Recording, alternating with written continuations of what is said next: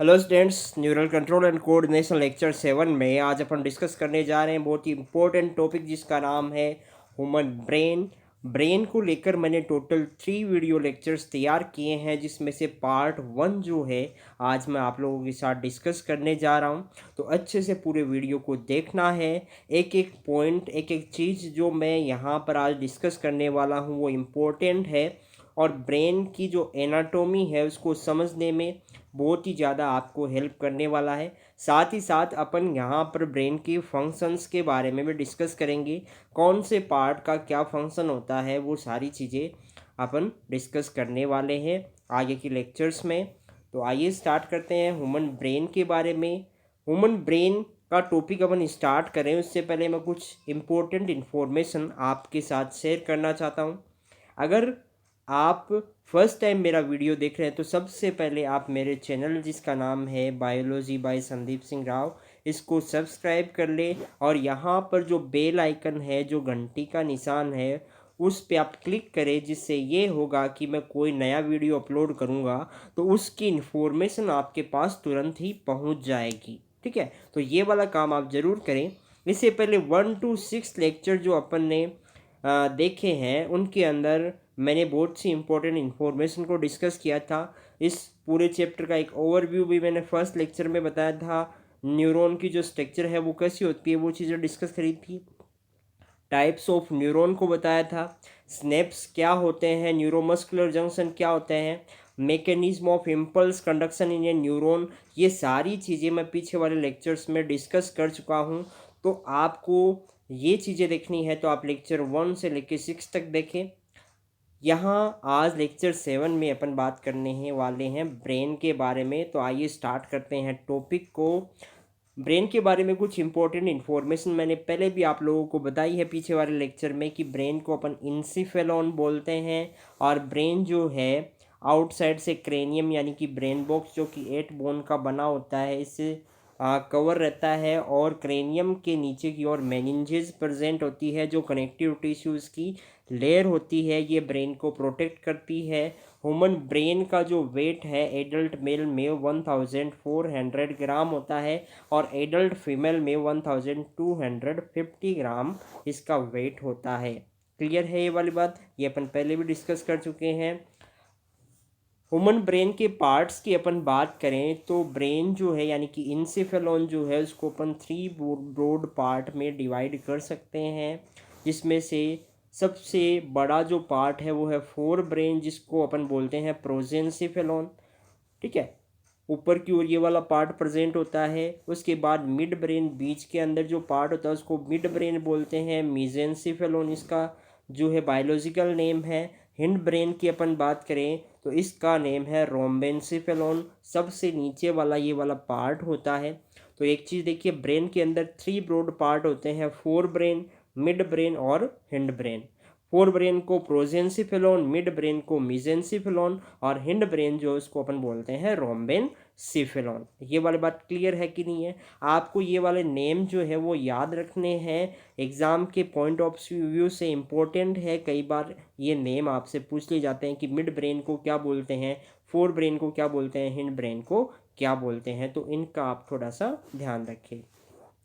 उसके बाद आपके सामने एक ब्रेन का डायग्राम दिखाया हुआ है। ये ओरिजिनल ब्रेन का फोटो लिया हुआ है। इसके अंदर आप देख पा रहे हो कि काफ़ी ब्रॉड पार्ट है। इसकी अपन बात करें तो ये वाला जो पार्ट है वो किसको रिप्रेजेंट कर रहा है? फोर ब्रेन को, यानी प्रोजेंसिफेलॉन को ये रिप्रेजेंट कर रहा है। उसके बाद इस लोकेशन पर यहाँ पर आता है आपके मिड ब्रेन और सबसे नीचे की ओर जो पार्ट आप देख पा रहे हो ये है आपका हिंड ब्रेन। ठीक है, तो फोर ब्रेन, मिड ब्रेन और हिंड ब्रेन ये आपको यहाँ पर इस डायग्राम में देखने को मिल रहे हैं। इजीली आप फाइंड आउट कर सकते हो। ये जो ब्रॉड पार्ट आपको दिख रहा है ये वाला कौन सा हो गया था? Fore brain. उसके बाद इस लोकेशन पे फोर ब्रेन इस तरीके से होता है। फिर आता है यहाँ पर मिड ब्रेन। मिड ब्रेन की अपन बात करें ये वाली लोकेशन पे मिड ब्रेन होता है और यहाँ पर अपन बात करें तो ये सबसे नीचे की ओर जो पार्ट प्रेजेंट है इसको अपन हिंड ब्रेन बोलते हैं। एक सिंपल सा डायग्राम है तो इसको आपको थोड़ा सा ओवरव्यू यहाँ पे लेना है। इसकी इनसाइड में एनाटॉमी के इंटरनल स्ट्रक्चर इसकी कैसी होती है उसको अपन यहाँ पर आगे वाले जो स्लाइड्स है उसके अंदर डिस्कस करने वाले हैं, देखने वाले हैं। यहाँ पर सिंपल सा एक डायग्राम आपके सामने है, ठीक है। और अगर बात करें अपन ब्रेन की, जैसे ये वाला यहाँ पर आपके क्रेनियम हो गया, क्रेनियम के बिल्कुल नीचे की ओर यहाँ पर ब्रेन जो है वो प्रेजेंट होता है, क्रेनियम में प्रोटेक्टेड होता है। और इस ब्रेन की बात करें तो इस तरीके से इसका अगर सेक्शन किया जाए और साइड से इसको देखा जाए तो आपको इस तरीके का ब्रेन जो है वो देखने को मिलता है। ब्रेन में यहाँ पर डिफरेंट स्ट्रक्चर्स आपको देखने को मिलेगी। आप यहाँ पर देख पा रहे हैं कि ये वाला जो ब्रॉड पार्ट है, ये वाला जो ब्रॉड पार्ट यहाँ पर है, ये आपके रिप्रेजेंट कर रहा है किसको? फोर ब्रेन को। ये किसको रिप्रेजेंट कर रहा है? फोर ब्रेन को। क्लियर है ये वाली बात? उसके बाद एक चीज़ देखो, उसके बाद इस लोकेशन पर यहाँ पर आपके प्रेजेंट होता है मिड ब्रेन। ये देखो, ये वाली लोकेशन जो है यहाँ पर क्या प्रेजेंट है? मिड ब्रेन प्रेजेंट है। और इसके नीचे यहाँ पर ये वाला जो पार्ट है वो रिप्रेजेंट करता है आपके हिंड ब्रेन को। ये वाला कौन सा है? हिंड ब्रेन, ठीक है। इसके अंदर बहुत सारी स्ट्रक्चर्स हैं जिनको अपन डिस्कस करने वाले हैं आगे। तो थोड़ा सा यहाँ पर सिंपल सा आप अंदाज़ा लगाइए कि ये वाला जो डायग्राम है इसमें सबसे ऊपर की ओर जो पार्ट था ये वाला आपके हो जाएगा फोर ब्रेन। उसके बाद ये वाला यहाँ ये यहाँ से लेकर यहाँ तक का जो पार्ट है वो किसको रिप्रेजेंट कर रहा है? फोर ब्रेन को। और उसके बाद ये मिड ब्रेन हो गया और ये वाला जो है वो हिंड ब्रेन को रिप्रेजेंट कर रहा है। नीचे की ओर यहाँ पर स्पाइनल कॉर्ड जो है वो आ जाती है। इतनी बात क्लियर है कि नहीं है? अब देखो, फोर ब्रेन यानी कि प्रोजेंसिफेलॉन जो है उसको भी अपन फर्दर टू डिफरेंट पार्ट में डिवाइड करते हैं, जिसमें एक पार्ट होता है सेरिब्रम जिसको अपन टीलेंसिफेलॉन बोलते हैं, और दूसरा जो पार्ट है फोर ब्रेन का वो है डायंसिफेलॉन। क्लियर है? डायंसिफेलॉन की अपन बात करें तो इसको फर्दर फोर डिफरेंट पार्ट में डिवाइड किया गया है: epithalamus, thalamus, hypothalamus and metathalamus. तो फोर ब्रेन की अपन बात करें तीनों पार्ट में सबसे बड़ा होता है, और फोर ब्रेन यानी प्रोजेंसिफेलॉन को टू ब्रॉड पार्ट में डिवाइड करते हैं: सेरिब्रम जिसको अपन टेलेंसिफेलॉन भी बोलते हैं, और दूसरा पार्ट हो गया डायंसिफेलॉन। डायंसिफेलॉन के फर्दर फोर पार्ट होते हैं: epithalamus, thalamus, hypothalamus and metathalamus. अब पीछे वाला डायग्राम अपन फिर से देखते हैं। यहाँ पर एक चीज़ देखो, ये जो ब्रॉड पार्ट आपको देखने को मिल रहा है ये यहाँ पर रिप्रेजेंट कर रहा है किसको? ये यहाँ पर आपके रिप्रेजेंट कर रहा है किसको? सेरिब्रम को। किसको रिप्रेजेंट कर रहा है? सेरिब्रम को। लेटरल व्यू यहाँ पर ब्रेन का दिखाया हुआ है। ब्रेन का इस तरीके से सेक्शन करके साइड से अपन देखते हैं तो ऐसा अपने को ब्रेन दिखता है। और इसमें ये जो ब्रॉड पार्ट आपको देखने को मिल रहा है ये फोर ब्रेन का सेरिब्रम है। सेरिब्रेन ह्यूमन ब्रेन का लार्जेस्ट पार्ट होता है और टोटल ब्रेन का 2/3 पार्ट जो है वो सेरिब्रम ही बनाता है। क्लियर है ये वाली बात? अब एक चीज़ देखो, इसके बाद यहाँ पर ये जो लोकेशन है इस पे आपको देखने को मिलता है, इस वाली लोकेशन पे आपको यहाँ पर जो स्ट्रक्चर देखने को मिलती है वो रिप्रेजेंट करता है डायंसिफेलॉन को। क्लियर है? ये किसको रिप्रेजेंट कर रहा है? डायंसिफेलॉन को। ये वाला जो पार्ट है वो रिप्रेजेंट कर रहा है आपके डायंसिफेलॉन को। डायंसिफेलॉन में यहाँ पर क्या प्रेजेंट है? ये वाले पार्ट की अपन बात करें ये एपिथैलेमस है। इसके बाद इसकी बात करें ये वाला जो पार्ट है वो थैलेमस को रिप्रेजेंट कर रहा है, और इससे नीचे की ओर यहाँ पर जो है हाइपोथैलेमस है। तो एपिथैलेमस, थैलेमस और हाइपोथैलेमस को अपन कलेक्टिवली क्या बोलते हैं? डायंसिफेलॉन। क्लियर है? तो ये वाला जो पार्ट है उसमें एपिथैलेमस, थैलेमस और हाइपोथैलेमस इंक्लूड होते हैं। एंड डायंसिफेलॉन के 3 पार्ट है: एपिथैलेमस, थैलेमस और हाइपोथैलेमस, और तीनों पार्ट जो है इजीली आप इस डायग्राम में यहाँ पर देख सकते हो। क्लियर है? ये वाला कौन सा हो गया? थैलेमस, ये वाला हाइपोथैलेमस, और ये जो पार्ट है वो कौन सा हो जाएगा, एपीथैलेमस। और इन तीनों को कलेक्टिवली अपन क्या बोल देंगे, डायनसिफेलॉन। क्लियर होगा यहाँ से।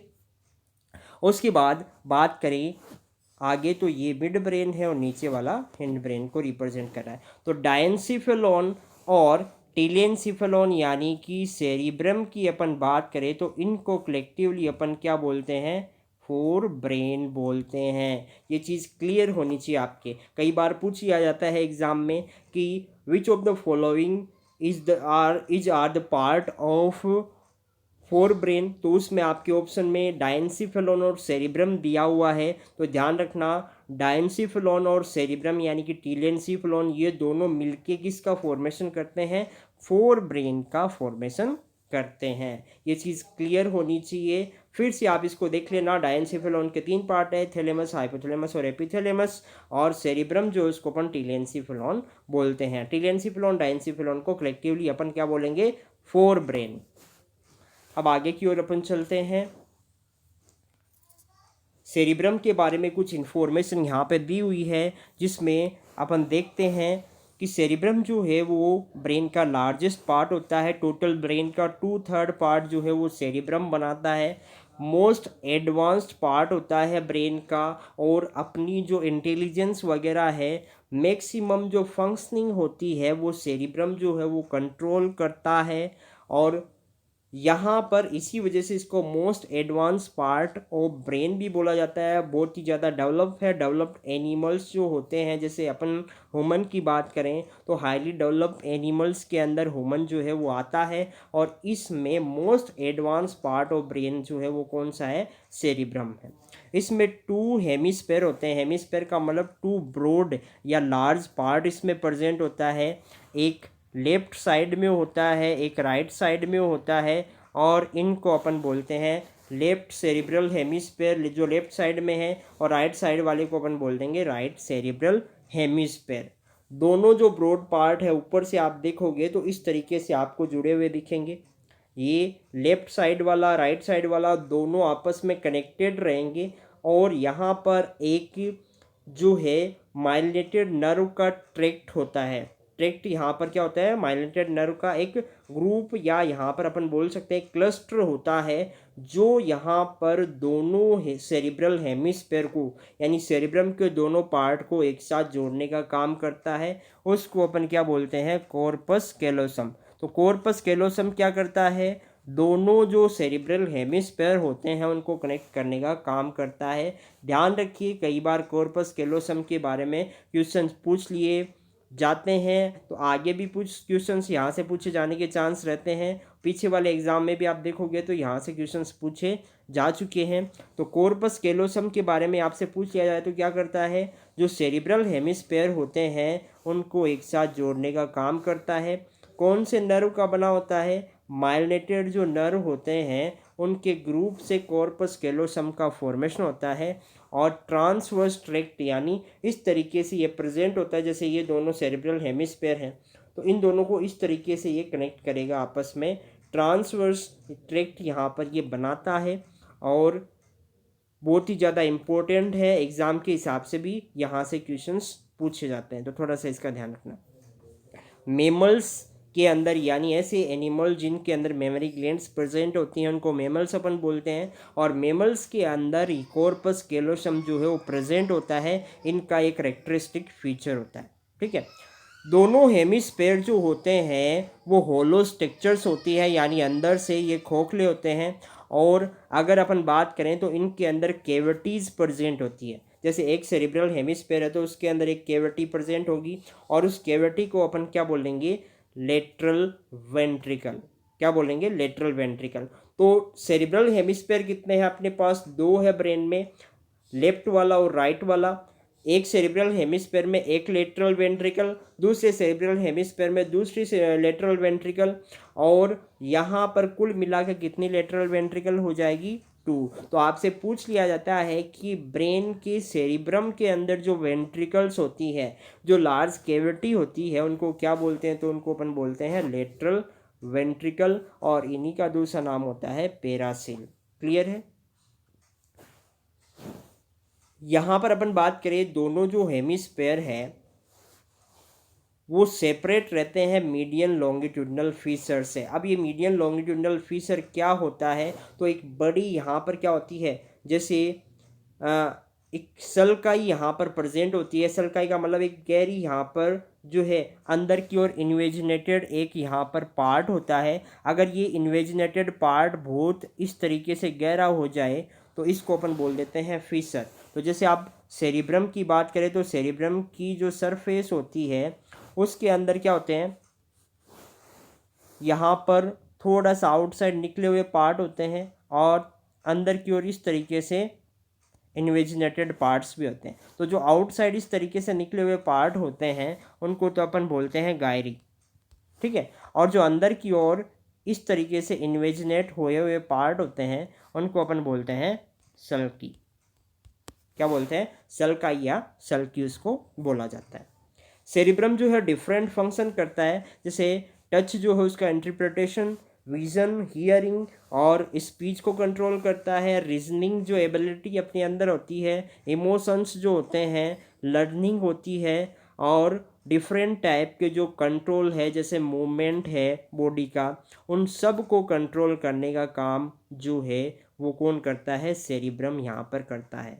तो ध्यान रखिए, सेरिब्रम के फंक्शन भी आपसे पूछे जा सकते हैं। आगे सेरिब्रम की जब एनाटोमी अपन इससे आगे वाली स्लाइड में डिस्कस करेंगे तो उसमें डिफरेंट पार्ट्स होंगे और कौन सा पार्ट क्या फंक्शन करता है उसको भी मैं आगे डिस्कस करूँगा, ठीक है। तो थोड़ा सा इसका ध्यान रखिए। अब ये जो पॉइंट अपन ने डिस्कस करे हैं उनको डायग्राम के थ्रू अपन देखते हैं। सबसे पहले अपन बात करें यहाँ पर, तो ये आप देख पा रहे हो कि ये जो ब्रॉड पार्ट है ब्रेन का, ये आप जब ब्रेन को ऊपर से देखते हो तब इस तरीके से आपको ब्रेन देखने को मिलता है। क्लियर है। जैसे ये वाला अपन ने ब्रेन की स्ट्रक्चर अभी देखी थी, तो इसमें ये जो पार्ट है, ये पूरा पार्ट जो है वो किसको रिप्रेजेंट कर रहा है, ये रिप्रेजेंट करता है यहाँ पर सेरिब्रल हेमिस्फेयर को। क्लियर है ये वाली बात। तो सेरिब्रल हेमिस्फेयर की अपन बात करें, ये सेरिब्रल हेमिस्फेयर जो है वो कितने होते हैं, दो होते हैं। एक ये वाला पार्ट हो गया और एक पार्ट आपके ये हो जाता है। क्लियर है ये वाली बात। तो टोटल सेरिब्रल हेमिस्फेयर कितने हैं, ये पूरा जो ब्रॉड पार्ट है वो कौन सा हो जाएगा, सेरिब्रम। सेरिब्रम की बात करें तो टू हेमिस्फेयर्स यानी टू ब्रॉड पार्ट में डिवाइडेड रहता है। ऊपर से जब आप सेरिब्रम को देखते हो तो वो टू ब्रॉड पार्ट में डिवाइडेड रहता है, जिसमें से एक लेफ्ट साइड में प्रेजेंट है और दूसरा राइट साइड में। लेफ्ट साइड में जो है उसको अपन left cerebral hemisphere, right side में जो है उसको राइट सेरिब्रल हेमिस्फेयर। और इन दोनों के बीच में एक यहाँ पर जो है आप देख पा रहे हो, ये वाला एक सेरिब्रल हेमिस्फेयर, ये वाला दूसरा सेरिब्रल हेमिस्फेयर है। और इन दोनों के बीच में आप ये ग्रूव यहाँ पे जो देख रहे हो, इसकी अगर अपन बात करें तो इसको अपन क्या बोलते हैं, मीडियन लॉन्गिट्यूडनल फीचर। जैसे ये सेरिब्रल हेमिस्फेयर है तो यहाँ पर क्या था, एक फीचर प्रेजेंट होता है, एक मेजर यहाँ पर ग्रूव प्रेजेंट होता है जो काफ़ी गहराई तक रहता है, जिसको अपन बोलते हैं मीडियन लॉन्गिट्यूडनल। क्योंकि लॉन्गिट्यूडनल एक्सिस में ये प्रेजेंट है फीचर, तो इसको अपन क्या बोलेंगे, ब्रेन के मिड में प्रेजेंट है और सेरेब्रल हेमिस्फेयर्स को अलग कर रही है। लॉन्गिट्यूडनली ये प्रेजेंट है तो क्या बोल दिया इसको, मीडियन लॉन्गिट्यूडनल फीचर। तो मीडियन लॉन्गिट्यूडनल फीचर जो है वो सेरेब्रल हेमिस्फेयर्स को अलग करती है। क्लियर है। और यहाँ पर अपन बात करें कि नीचे की ओर ये जो सेरिब्रल हेमिस्फेयर है, जैसे ऊपर से तो ये अलग आपको दिखेंगे, नीचे ये इस तरीके से जुड़े रहते हैं और यहाँ पर इनको जोड़ने का जो काम करता है वो कौन करता है, वो करता है कॉर्पस कैलोसम। आगे जो डायग्राम है उसमें आप देखोगे कि कॉर्पस कैलोसम किस तरीके से प्रेजेंट होता है। ये ब्रेन को अपन नीचे से देख रहे हैं और इसके अंदर ये वाला जो पार्ट आप देख पा रहे हो ये माइलिनेटेड न्यूरॉन के ट्रैक्ट की वजह से बना हुआ है। ठीक है। तो ये जो स्ट्रक्चर आपको दिख रही है ये ब्रेन के वेंट्रल साइड से आपको दिखाया हुआ है, या अपन बोल सकते हैं कि सेरिब्रल हेमिस्फेयर को नीचे से अपन इस तरीके से देख सकते हैं। यहाँ पर ये जो पार्ट है इसको अपन बोलते हैं कॉर्पस कैलोसम। क्लियर है। और ये आप देख पा रहे हो कि ये एक सेरिब्रल हेमिस्फेयर हो गया, ये दूसरा सेरिब्रल हेमिस्फेयर है। इनमें आउटसाइड से अपन देखते हैं तो एक मीडियन लॉन्गिट्यूडनल फिशर आपको देखने को मिलती है, और नीचे की ओर ये दोनों पार्ट जो है एक दूसरे के साथ माइलिनेटेड नर्व के ट्रैक्ट से जुड़े रहते हैं, और इस माइलिनेटेड नर्व के ट्रैक्ट को अपन क्या बोलते हैं, कॉर्पस कैलोसम। तो ये वाला जो स्ट्रक्चर है वो यहाँ पर रिप्रेजेंट कर रहा है कॉर्पस कैलोसम को, ये यहाँ पर सेरिब्रल हेमिस्फेयर्स को रिप्रेजेंट कर रहा है, और ये जो आप बीच में देख पा रहे हो ये क्या है, ये यहाँ पर मीडियन लॉन्गिट्यूडनल जो है फिशर है उसको रिप्रेजेंट कर रहा है। क्लियर है। उसके बाद एक चीज़ देखो, ब्रेन जो होते हैं, ब्रेन जो होता है उस ब्रेन के अंदर केविटीज़ प्रेजेंट होती है, लार्ज स्पेस होते हैं, लार्ज केविटीज़ होती है, और ब्रेन के अंदर जो लार्ज केविटीज़ होती हैं उनको अपन बोलते हैं वेंट्रिकल्स। क्या बोलते हैं उनको, वेंट्रिकल्स बोलते हैं। ठीक है। यहाँ पर ब्रेन में, वैसे तो ब्रेन के अलग अलग पार्ट में बहुत सारी वेंट्रिकल, 4 वेंट्रिकल यहाँ पर जनरली आपको देखने को मिलती है। इसमें से अपन बात करें सेरिब्रम की, तो सेरिब्रम वाला जो पार्ट होता है उसके अंदर आपको 2 वेंट्रिकल्स देखने को मिलती है जिनको अपन बोलते हैं लेटरल वेंट्रिकल्स, और इन्हीं को अपन क्या बोलते हैं, इन्हीं को अपन बोलते हैं पेरासील। क्लियर है ये वाली बात। यहाँ पर मैंने एक पॉइंट डिस्कस किया था कि ब्रेन के जो सेरिब्रल हेमिस्फेयर्स होते हैं, हर एक सेरिब्रल हेमिस्फेयर में एक कैविटी होती है जिसको अपन बोलते हैं lateral ventricle. Lateral ventricle total कितनी हो जाएगी, 2, क्योंकि एक सेरिब्रल हेमिस्फेयर में एक लेटरल वेंट्रिकल होती है, तो दोनों की कितनी हो जाएगी, 2 हो जाएगी। इसी को अपन क्या बोलते हैं, पेरासील। तो पेरासील का नंबर भी आपसे पूछ लिया जाए तो कितना है, 2। और आपसे ये पूछा जा सकता है कि ब्रेन के सेरिब्रम के अंदर जो कैविटी होती है, जो वेंट्रिकल होती है, उनको क्या बोलते हैं, तो उनको अपन बोलेंगे पेरासील। ठीक है। मीडियन लॉन्गिट्यूडनल फिशर का आपको समझ में आया, मीडियन लॉन्गिट्यूडनल फिशर क्या होती है। ठीक है। और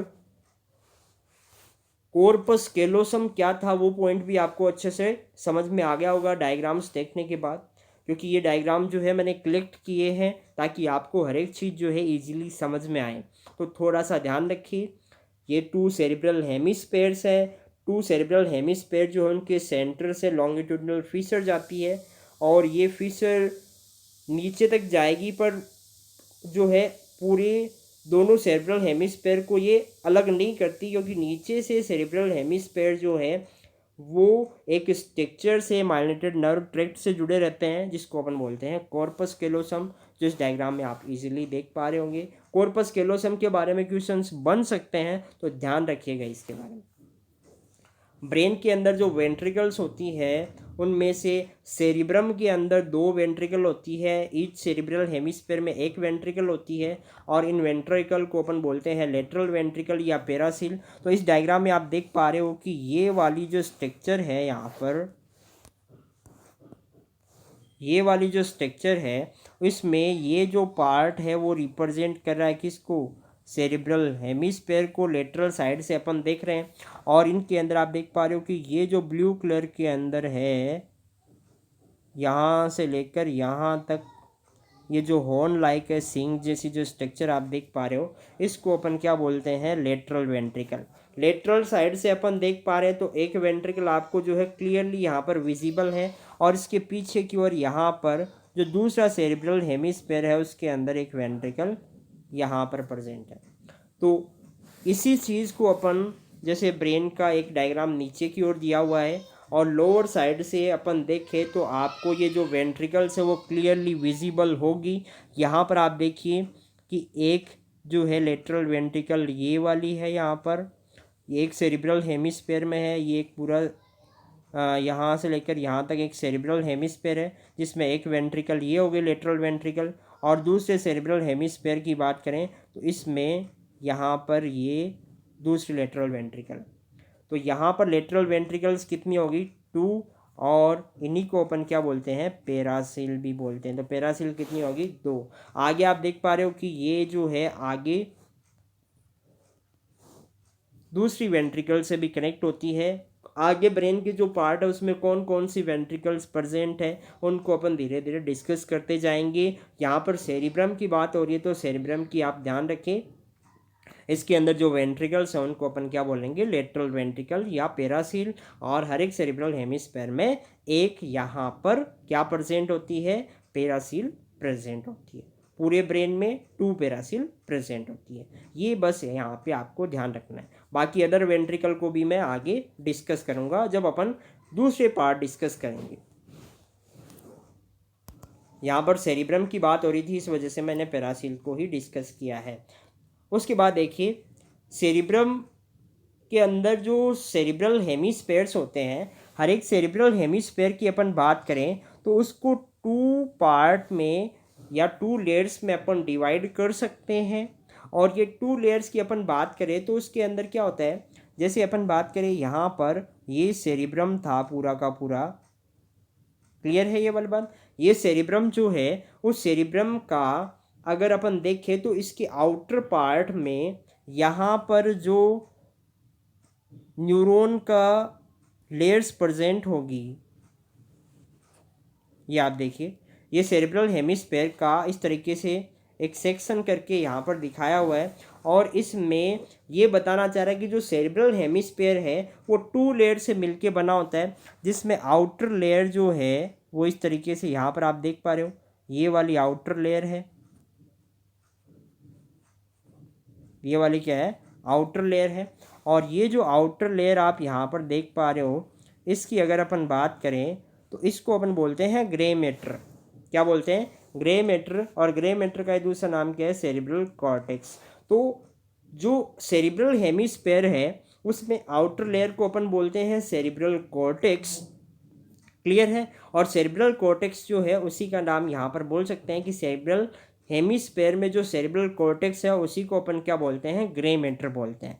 और इनर लेयर यानी इनसाइड में जो लेयर यहाँ पर प्रेजेंट होती है उसको अपन क्या बोलते हैं, वाइट मैटर, क्लियर है। अब ये ग्रे मैटर और वाइट मैटर क्या होते हैं इसके बारे में आपको मैं थोड़ा सा यहाँ पर बता देता हूँ।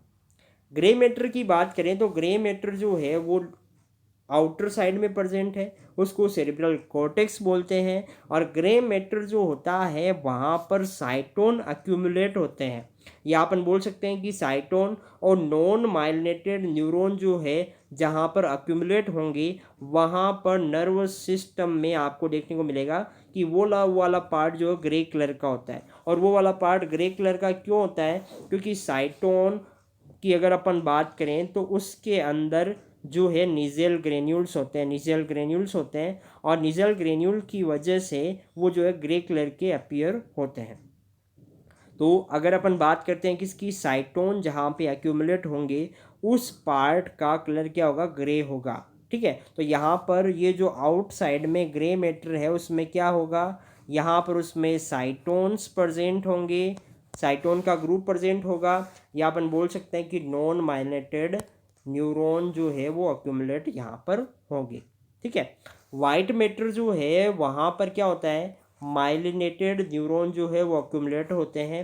और माइलिनेटेड न्यूरॉन के अंदर जो माइलिन शीथ होता है एक्सॉन के ऊपर, वो माइलिन शीथ जो है वो वाइट कलर का होता है। इस वजह से ये वाला जो एरिया है वो वाइट अपीयर होता है और इसको अपन बोलते हैं वाइट मैटर। तो ध्यान रखिएगा, सेरिब्रल हेमिस्फेयर में जो आउटर लेयर है उसको अपन सेरिब्रल कॉर्टेक्स बोलते हैं और वो ग्रे कलर का होता है, इस वजह से उसी को ग्रे मैटर भी अपन बोलेंगे। और इनर लेयर जो है वो होती है वाइट कलर की, जिसको अपन वाइट मैटर बोलते हैं। ग्रे मैटर में साइटोन या अपन बोल सकते हैं कि साइटोन के साथ साथ नॉन माइलिनेटेड न्यूरॉन जो है वो अक्यूमुलेटेड रहते हैं। और वाइट मैटर में माइलिनेटेड जो न्यूरॉन होते हैं वो अक्यूमुलेट होते हैं। और माइलिन शीथ जो होता है उसका कलर वाइट होता है, इसी वजह से इनर साइड को अपन वाइट मैटर बोलते हैं, क्लियर है। सेरिब्रल हेमिस्फेयर को यहाँ से कट करके सेक्शन करके आपको दिखाया हुआ है कि किस तरीके से ये आउटसाइड में जो है ग्रे मैटर प्रेजेंट होता है और इनसाइड में वाइट मैटर प्रेजेंट होता है, ठीक है। ये वाले डायग्राम मैं इसलिए लाया हूँ ताकि आपकी एक चीज़ जो है वो क्लियर हो जाए। तो अच्छे से इसको देखें, 2 या 3 बार फिर से देखें डायग्राम को, जिससे कि आपकी चीज़ें क्लियर हो जाए, सही है। और उसके बाद देखो, आउटर ग्रे मैटर की अपन बात करें, इसको सेरिब्रल कॉर्टेक्स भी बोलते हैं। इसके अंदर क्या प्रॉपर्टी होती है, the layer of cell which cover the cerebral hemisphere is called the cerebral cortex and is thrown into prominent fold. अब एक चीज़ देखिए, सेरिब्रल कॉर्टेक्स की अपन बात करें तो इसमें बहुत सारे इस तरीके से आपको फोल्ड्स देखने को मिलेंगे, क्लियर है। और यहाँ पर आप देखें ये जो था इस कोर्टेक्स पार्ट में ये इस तरीके से फोल्डिंग आपको देखने को मिलती है कि नहीं है। इस तरीके से फोल्डिंग्स यहाँ पे प्रेजेंट है किसमें, सेरिब्रल हेमिस्फेयर के सेरिब्रल कॉर्टेक्स में, यानी जो आउटर पार्ट था। सेकेंड पॉइंट है the cerebral cortex is refer to as the grey matter. Grey matter क्यों बोलते हैं, due to its greyish appearance the neuron cell bodies यानी कि cyton and non myelinated neuron are concentrated here giving the colour. अब यहाँ से ये question important है, बन सकता है, तो ध्यान रखिए। ये पूछा जा सकता है कि ग्रे मैटर जो किसका बना होता है, तो ग्रे मैटर जो है सेल बॉडी यानी कि साइटोन और नॉन माइलिनेटेड न्यूरॉन का बना होता है। इंपॉर्टेंट पॉइंट है, क्वेश्चन बनने के चांसेस ज़्यादा रहते हैं, तो इसको थोड़ा सा ध्यान रखना।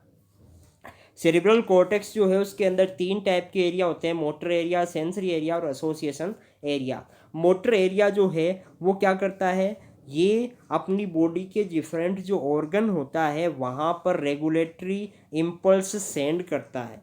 मोटर एरिया क्या करता है, मोटर न्यूरॉन के थ्रू जो है सिग्नल सेंड करता है किसके पास, ऑर्गन्स के पास। क्लियर है। सेंसरी एरिया जो है वो क्या करता है, इम्पल्स जो आई है डिफरेंट ऑर्गन से, जो सेंसरी ऑर्गन्स है वहाँ से जो इम्पल्स आई है उनको सेंस करने का काम कौन करता है, सेंसरी एरिया करता है। एसोसिएशन एरिया की बात करें तो ये यहाँ पर कॉम्प्लेक्स फंक्शन करता है। क्लियर नहीं है कि ये मोटर फंक्शन करता है सेंसरी, ये दोनों टाइप के जो फंक्शंस है वो करता है। और इंटरसेंसरी एसोसिएशन जो है ये करता है। मेमोरी और कम्युनिकेशन में भी ये वाला एरिया जो है वो हेल्प करता है। सेंसरी जो न्यूरॉन होते हैं उनके बीच में आपस में कम्युनिकेशन करेगा, या अपन बोल सकते हैं कि मोटर सेंसरी के बीच में यहाँ पर एसोसिएशन के तौर पे ये वर्क करता है। यहाँ पर इसका फंक्शन जो है वो कॉम्प्लेक्स होता है। तो ध्यान रखिए, आपसे पूछा जा सकता है कि सेरिब्रल कॉर्टेक्स में कितने एरिया होते हैं, 3 होते हैं, मोटर एरिया, सेंसरी एरिया और एसोसिएशन एरिया।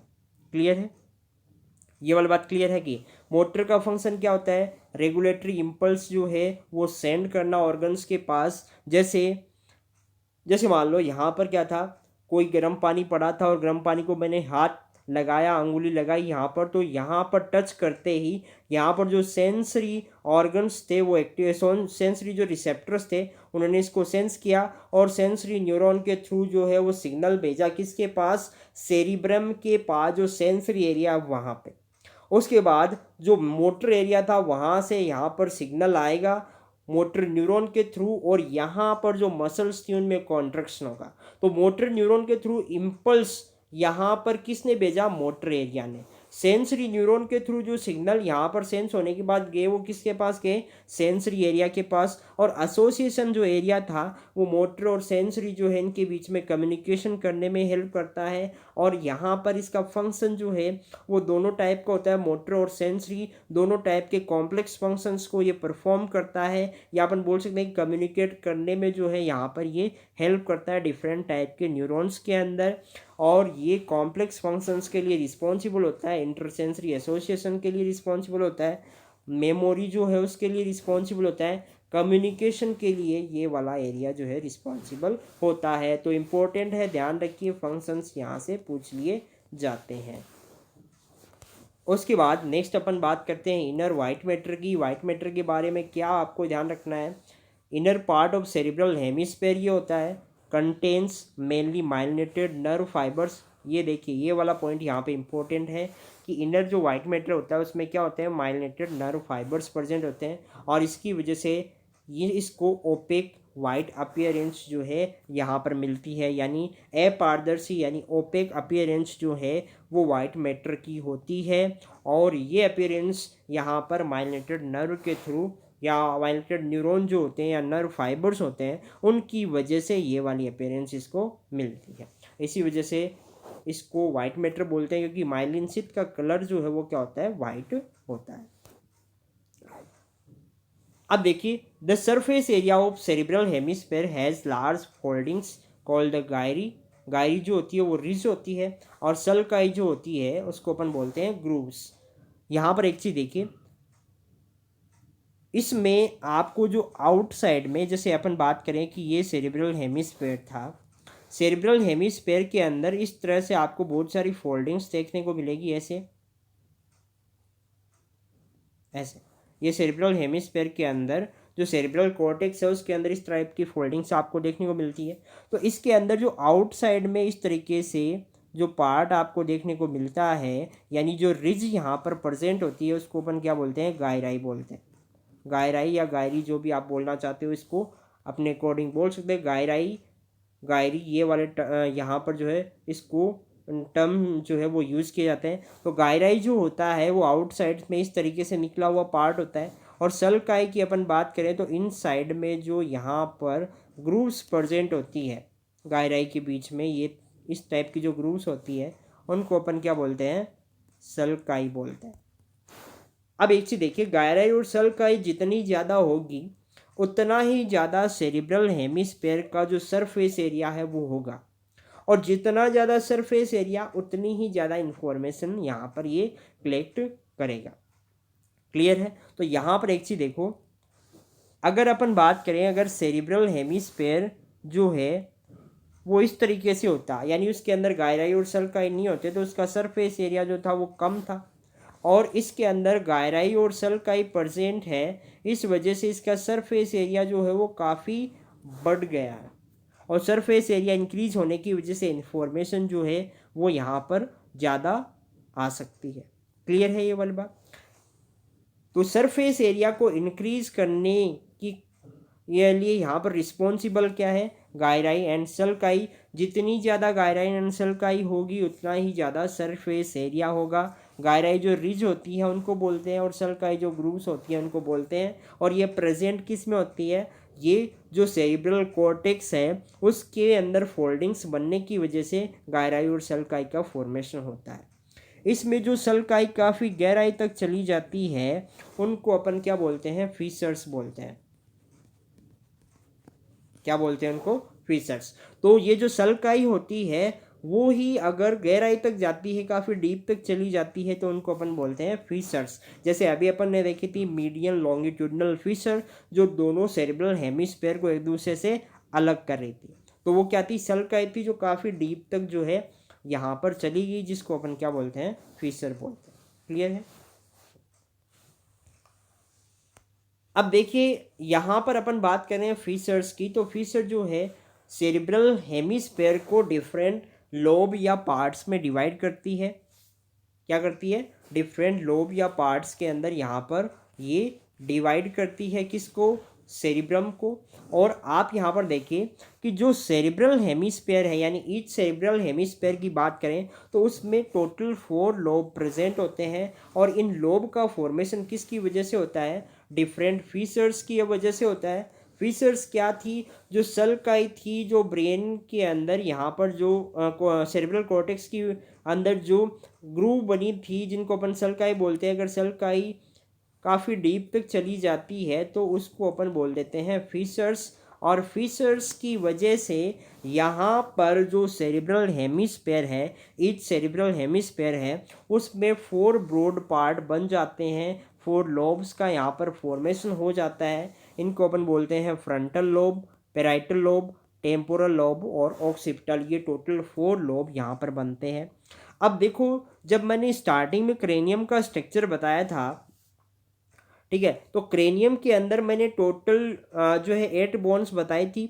और उनमें मैंने frontal, parietal, temporal, occipital, sphenoid, ethmoid, ये डिफरेंट टाइप की बोन्स को वहाँ पे डिस्कस किया था। अब देखो, क्रेनियम की जिस जगह जो बोन प्रेजेंट है, जैसे यहाँ पर बात करें क्रेनियम का ये वाला बोन, यहाँ पर कौन सा, फ्रंटल, तो यहाँ पर इसके बैक साइड में जो ब्रेन का पार्ट हो जाएगा वो कौन सा हो जाएगा, फ्रंटल लोब। क्लियर है? क्लियर है? और क्रेनियम का जो रूफ है वहाँ पर ऊपर की ओर 2 बोन है, जिनको अपन बोलते हैं पेराइटल बोन। क्लियर है? तो पेराइटल बोन के नीचे जो क्रेनियम की जो पेराइटल बोन थी, उसके नीचे जो ब्रेन का पार्ट होगा उसको अपन बोल देंगे पेराइटल लोब। पेराइटल बोन कितनी थी, 2 थी। एक पेराइटल बोन के नीचे एक सेरिब्रल हेमिस्फेयर है, दूसरे पेराइटल बोन के नीचे दूसरा सेरिब्रल हेमिस्फेयर है कि नहीं है। तो यहाँ पर ये वाला जो लोब है सेरिब्रल हेमिस्फेयर का पेराइटल बोन के नीचे, उसको अपन बोल देंगे पेराइटल लोब। क्लियर है? एक सेरिब्रल हेमिस्फेयर में एक पेराइटल लोब है। दोनों की अपन बात करें तो दोनों के अंदर एक एक पैराइटल लोब आपको देखने को मिलेगा। फ्रंटल पार्ट की बात करें तो यहाँ पर भी देखो, अगर अपन बात करें इस वाले पार्ट में जो सेरिब्रल हेमिस्फेयर का लोब होगा वो कौन सा हो जाएगा, फ्रंटल लोब, फ्रंटल बोन की बिल्कुल पीछे की ओर। क्लियर है। उसके अलावा अगर बात करें लेटरल साइड की, तो लेटरल साइड के अंदर जो क्रेनियम की बोन है वो कौन सी है, टेम्पोरल बोन। यहाँ पर कौन सी थी, टेम्पोरल बोन। तो टेम्पोरल बोन के नीचे की ओर जो यहाँ पर सेरिब्रल हेमिस्फेयर का पार्ट है वो कौन सा हो जाएगा, टेम्पोरल लोब। और यहाँ पर बैक साइड में नेक के पास जो बोन है क्रेनियम का वो कौन सा है, ऑक्सीपिटल बोन। तो ऑक्सीपिटल बोन के नीचे की ओर जो क्रेनियम का पार्ट है, जो लोब है वो कौन सा हो जाएगा, ऑक्सीपिटल लोब। तो ऑक्सीपिटल लोब कितने हैं, दो। टेम्पोरल लोब भी कितने होंगे, दो। पैराइटल लोब भी कितने हैं, दो। फ्रंटल लोब भी कितने हैं, दो। और हर एक सेरिब्रल हेमिस्फेयर की बात करें तो हर एक सेरिब्रल हेमिस्फेयर में एक फ्रंटल, एक पैराइटल, एक टेम्पोरल और एक ऑक्सीपिटल जो है लोब प्रेजेंट होता है। अब यहाँ पर एक चीज़ देखिए, ये वाले डायग्राम में यहाँ पर डिफरेंट लोब को रिप्रेजेंट किया हुआ है। इस लोकेशन पे रेड कलर में आप जो देख रहे हो ये कौन सा जगह, फ्रंटल लोब। यहाँ पर पीछे की ओर सॉरी रूप की अपन बात करें तो रूप का फॉर्मेशन यहाँ पर जो लोब कर रहा है वो सॉरी पेराइटल बोन के नीचे जो पार्ट प्रेजेंट है उसकी अपन बात करें तो वो कौन सा है, पेराइटल लोब है।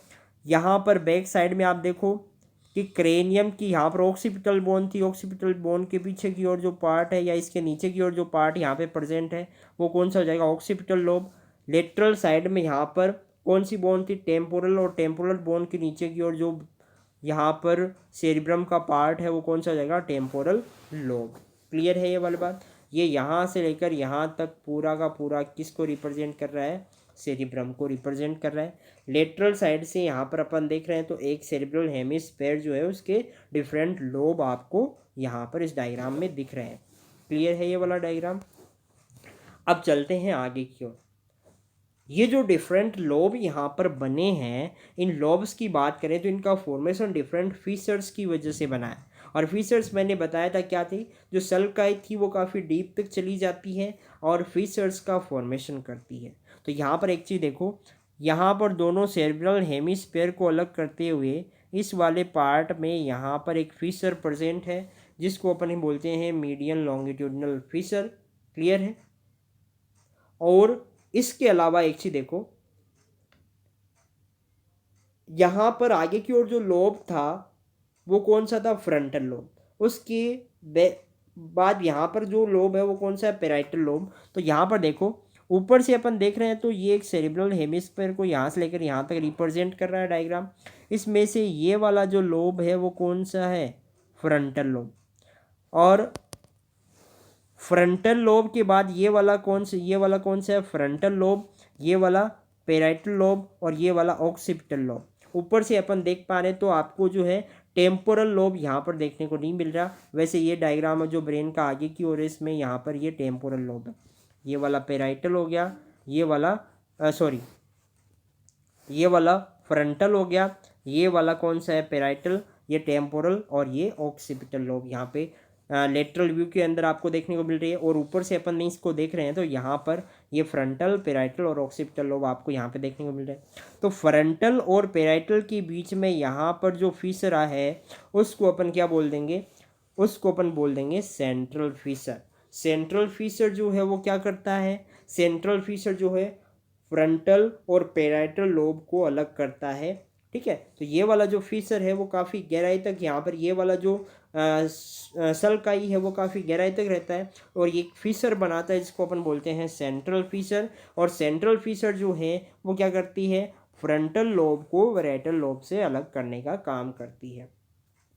उसके बाद सेकंड बात करें लेटरल फीचर, इसको अपन बोलते हैं सिल्वियन फीचर। और सिल्वियन फीचर जो है वो क्या करती है, वो टेम्पोरल लोब को फ्रंटल और पेराइटल से अलग करती है। जैसे ये वाले डायग्राम में आपको देखने को मिलेगी, ये वाली जो फीचर है इसकी अगर अपन बात करें तो ये लेटरल फीचर है।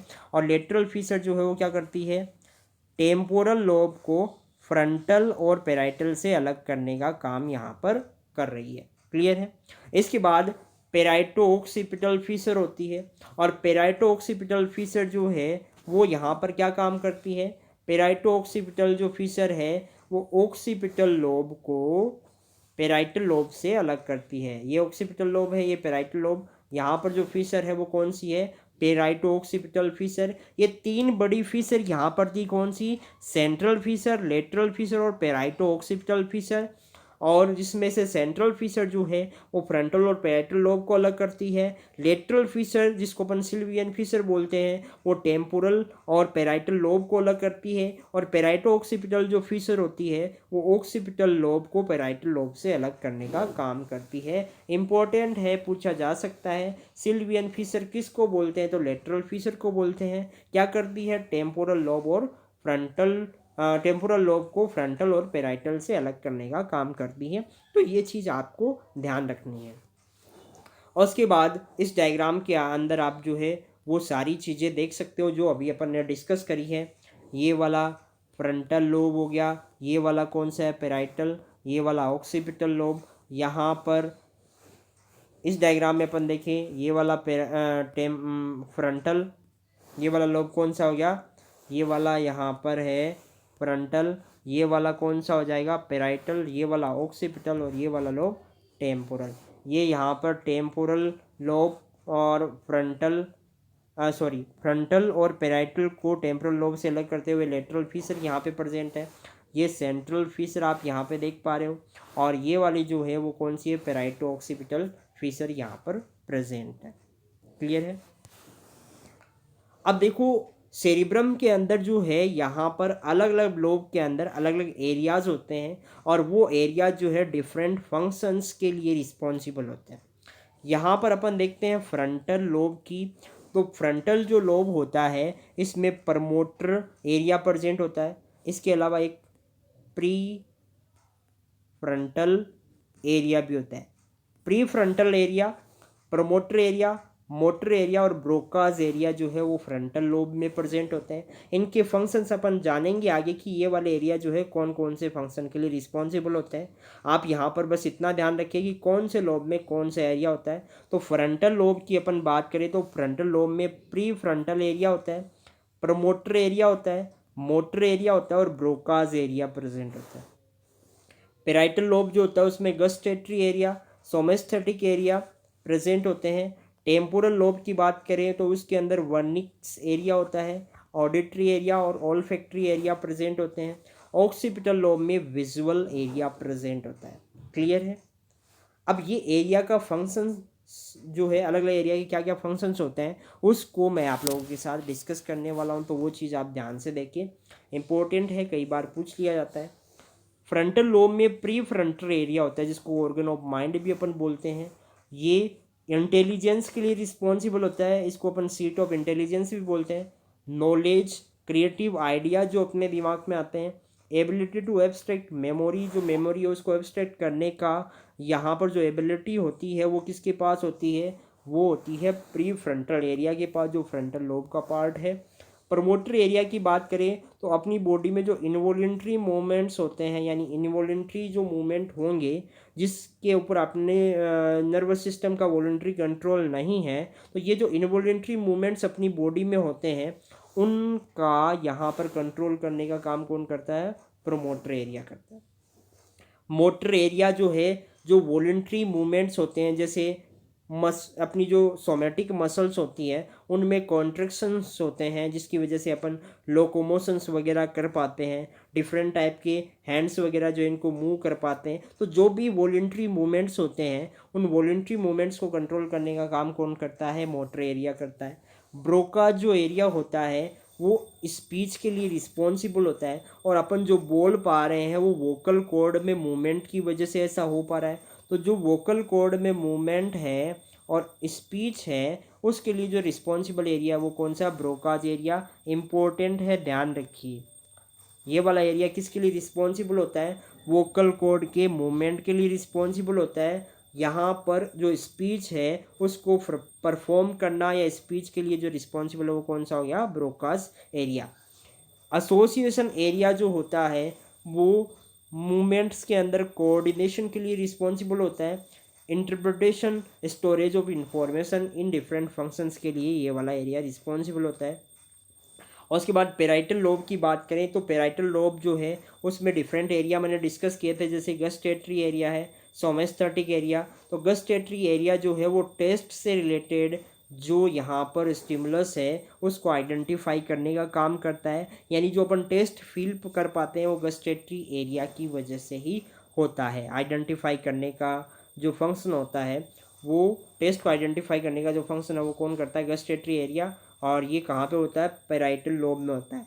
सोमेस्थेटिक एरिया की अपन बात करें तो general sensation like pain, temperature, touch, pressure, knowledge about the position in space, ये डिफरेंट जो फंक्शंस होता है उनके लिए सोमेस्थेटिक एरिया जो है वो रिस्पॉन्सिबल होता है। यानी आपकी बॉडी के एक्सटर्नल इन्वायरमेंट से जो स्टिमुलस वगैरह मिलेंगे, जो प्रेशर फील होगा, जो टेम्परेचर आप फील कर पाते हो, जो टच आप फील कर पाते हो, प्रेशर आप फील कर पाते हो, आप कौन सी पोजीशन पे प्रेजेंट हो, कहाँ पे प्रेजेंट हो, स्पेस के अंदर कहाँ पर आप प्रेजेंट हो, ये वाला जो जितने भी फंक्शंस हैं उनके लिए सोमेस्थेटिक एरिया जो है वो रिस्पॉन्सिबल होता है। और उसके बाद अपन बात करें टेम्पोरल लोब की। टेम्पोरल लोब के अंदर अपन बात करें तो टेम्पोरल लोब के अंदर यहाँ पर डिफरेंट एरिया है, जिसमें से एक आपके पास यहाँ पे है वर्निक्स एरिया। वर्निक एरिया जो है वो स्पीच को अंडरस्टैंडिंग के लिए रिस्पॉन्सिबल होता है। देखिए स्पीच यानी वोकल कॉर्ड में मूवमेंट की वजह से अपन बोल पाते हैं, तो उस चीज़ को कंट्रोल कौन करता है, ब्रोकाज एरिया करता है। और ब्रोकाज एरिया जो है वो किस में होता है, फ्रंटल लोब में। ठीक है, उसके बाद अपन बात करें यहाँ पर कि स्पीच जो है उसको अंडरस्टैंड करना, यानी डिफरेंट जो लैंग्वेज होती है उस लैंग्वेज का एनालिसिस, सामने वाला क्या बोल रहा है, कौन सा गाना वगैरह चल रहा है, तो उसको यहाँ पर आइडेंटिफाई करने का काम, उसको अंडरस्टैंड करने का काम जो है वो वर्निक्स एरिया करता है। ओल्फैक्टरी एरिया की अपन बात करें तो ओल्फैक्टरी वर्ड जो उस स्मेल की सेंसिंग से रिलेटेड होता है, तो ओल्फैक्टरी एरिया जो है वो स्मेल जो है उसके लिए रिस्पॉन्सिबल होता है, स्मेल को सेंस करने के लिए, उसको आइडेंटिफाई करने के लिए रिस्पॉन्सिबल होता है। ऑडिटरी एरिया जो है वो हियरिंग के लिए रिस्पॉन्सिबल होता है। तो ऑडिटरी एरिया कहाँ पे होगा, टेम्पोरल लोब में। याद रह जाएगा आपके कि यहाँ पर टेम्पोरल बोन जो थी उसके अंदर जो कैविटी थी टिम्पेनिक बुला, उसके अंदर क्या थे, आपका ईयर जो है वो फिट रहता है। और ईयर का जो काम होता है, सॉरी, ईयर का जो काम होता है वो क्या होता है, हियरिंग होता है। ईयर का काम क्या होता है, हियरिंग होता है। तो ऑडिटरी एरिया आपके कहाँ पे है, टेम्पोरल लोब के अंदर। ऑक्सीपिटल लोब की बात करें तो इसमें विजुअल एरिया होता है और ये विज़न के लिए रिस्पॉन्सिबल होता है, यानी अपन जो देख पाते हैं और डिफरेंट चीज़ों को देख के आइडेंटिफाई कर पाते हैं, ये विजुअल एरिया की वजह से होता है जो ऑक्सीपिटल लोब में प्रेजेंट है। क्लियर है। तो यहाँ पर अलग अलग पार्ट के अंदर जो है अलग अलग एरियाज प्रेजेंट है, अलग अलग एरिया का अलग अलग फंक्शन होता है। कौन से एरिया का क्या फंक्शन है वो सारी चीज़ें आपको इस लेक्चर में क्लियर हो गई होंगी। तो ध्यान से एक बार, अगर समझ में नहीं आई कोई चीज़ तो फिर से वीडियो को पीछे जाके देखें, और अगर कोई डाउट आपके आता है तो आप कमेंट बॉक्स में कर सकते हो। मुझे आपका डाउट आप बताएं, मेरे साथ शेयर करें, मैं उसको ज़रूर क्लियर करने की कोशिश करूँगा। Thank you. वीडियो को ज़्यादा से ज़्यादा शेयर करते रहें। जितने बच्चे हैं आपके कांटेक्ट में उनके साथ आप इसको शेयर करें, जिससे उनको भी इसका फ़ायदा हो सके। ठीक है, मैं हर एक चैप्टर का कंप्लीट यहाँ पर जो है प्लेलिस्ट तैयार कर रहा हूँ। नर्वस सिस्टम की टोटल, इसको इंक्लूड करके टोटल 7 लेक्चर्स हो चुके हैं। कंटिन्यू आपको लेक्चर्स यहाँ पे देखने को मिलेंगे। अलग अलग जो चैप्टर्स हैं उन अलग अलग चैप्टर्स की यहाँ पर प्लेलिस्ट आपको देखने को मिलेगी चैनल पे। तो चैनल को सब्सक्राइब कर लें और बेल आइकन जो यहाँ पर है उस पर आप क्लिक करें, जिससे कोई भी अपडेट मैं करूँगा तो उसकी इन्फॉर्मेशन आपके पास तुरंत पहुँच जाएगी। Thank you.